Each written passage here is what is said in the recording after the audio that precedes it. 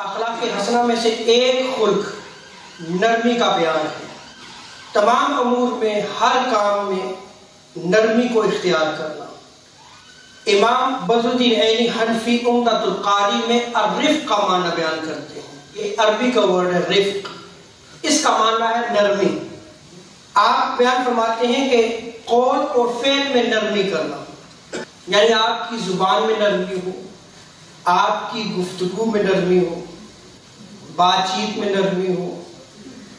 اسی طرح آپ کے کام میں، یعنی جو آپ کے معاملات ہیں اس میں بھی نرمی ہو، خواہ وہ معاملات آپ کے گھریلو ہوں، خاندانی ہوں، یا آپ کے قبیلے کے ہوں، یا آپ کی سوسائٹی اور معاشرے کے ہوں۔ ان تمام معاملات میں آپ کو نرمی اختیار کرنی چاہیے۔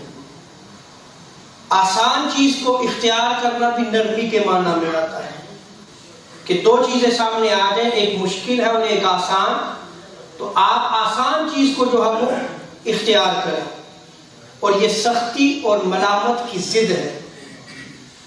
اور ہر چیز میں جو نرمی ہے یہ کام کو بناتی ہے، اور سختی جو ہے وہ بگاڑتی ہے۔